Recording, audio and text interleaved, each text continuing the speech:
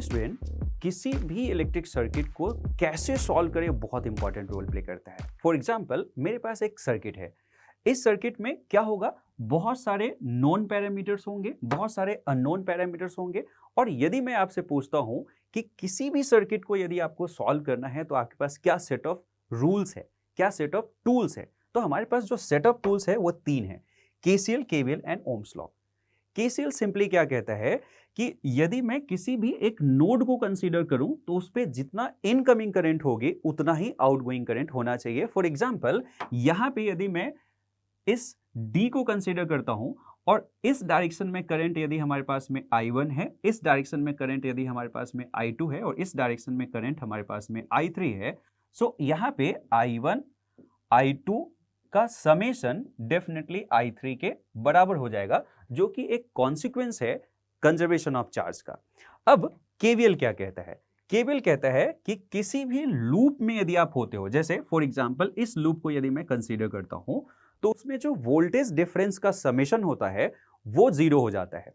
सो इस एग्जांपल में यदि मैं डी से सी तक आ रहा हूं तो यहां पे उसको लिखता हूं VCD means VC minus VD। फिर ए से सी तक आ रहा हूं तो इसको लिखता हूं VAC और फिर डी से ए से डी जा रहा हूं तो इसको लिखता हूं VDA और इसका समेशन क्या होना चाहिए? जीरो हो जाना चाहिए।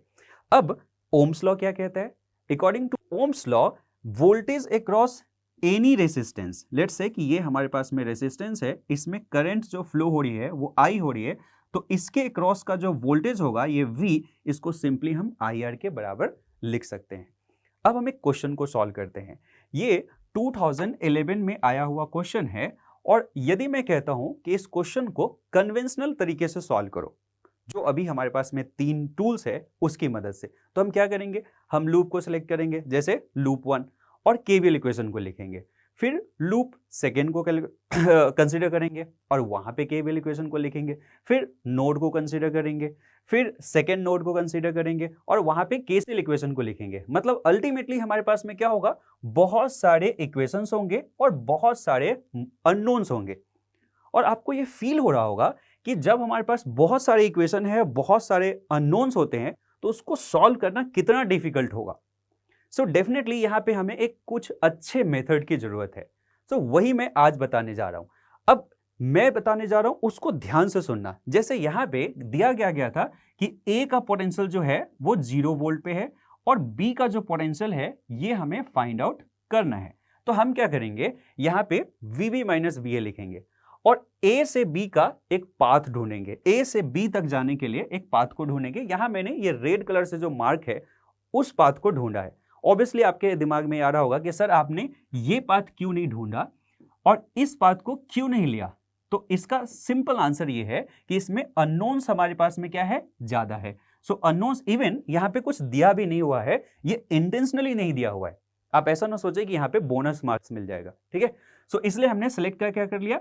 ये A से B तक पाथ को सिलेक्ट कर लिया। अब क्या काम है? अब हम क्या करेंगे? जो वोल्टेज डिफरेंस है उसके एडिशन को करेंगे, उसको ऐड करेंगे, अलजेब्रिक सम लिखेंगे। तो जब मैं यहां से A से C जा रहा हूंगा तो ये प्लस है, ये माइनस है, तो डेफिनेटली 1 वोल्ट राइज हुआ है, इसलिए यहां पे +1 लिख देंगे। अब जब मैं C से D जा रहा हूं तो यहां पे वोल्टेज डिफरेंस लिखने के लिए मुझे यहां पे करंट की जरूरत है। और यहां पे यदि C नोड को देखूं तो C पे हमें दिख रहा है कि 1 एम्पियर करंट आ रही है और 2 एम्पियर करंट जा रही है। सो डेफिनेटली यहां से 1 एम्पियर करंट फ्लो हो रही होगी और अकॉर्डिंग टू ओम्स लॉ यहां पे जो वोल्टेज होगा वो 2 × 1 के बराबर हो जाएगा। सो सेकेंड पार्ट हमारे पास में 2 × 1 से वोल्टेज राइज हो गया। डेफिनेटली अब जब मैं D से B तक जाऊंगा तो यहां पे पॉजिटिव है, यहां पे नेगेटिव है, पॉजिटिव से नेगेटिव की तरफ जा रहा हूं, सो वोल्टेज ड्रॉप होगा। कितना से ड्रॉप होगा? 2 वोल्ट से, सो -2 वोल्ट कर दूंगा। सो हमारे पास आंसर कितना हो जाएगा? 1 वोल्ट, क्योंकि A ऑलरेडी 0 दिया हुआ था। सो कितना क्विकली और फ्यू सेकेंड में हम आंसर के पास पहुंच गए। इस मेथड में एक और इंपॉर्टेंट चीज जो नोट हमें करना है वो ये है कि इस क्वेश्चन में A को 0 हमें मानना था, बट ये आर्बिट्ररी होता है। ये हमारा सेकेंड ट्रिक बन जाएगा कि हम एक गिवन सर्किट में किसी भी एक नोड को, ध्यान रखना, किसी भी एक नोड को 0 पोटेंशियल हम मान सकते हैं, ठीक है? चलो पहले हम एक क्वेश्चन को सॉल्व करते हैं जो इसी से इंस्पायर होके 2016 में दिया गया है, इसको देखते हैं। ठीक है, अब इसमें क्या निकालना है, VA माइनस VB। मेरे सॉल्व करने से पहले आप सॉल्व कर दोगे। VA माइनस VB मतलब B से A के डायरेक्शन में हमें एक पाथ चाहिए। ठीक है, B से A के डायरेक्शन में हम एक पाथ को लिख लेते हैं, एक ही पाथ है तो इसी को सिलेक्ट करेंगे। अब मुझे क्या करना है, B से A में वोल्टेज डिफरेंस को एड ऑन करना है। अब क्या होगा, यहां पे आपको वोल्टेज डिफरेंस की जरूरत होगी।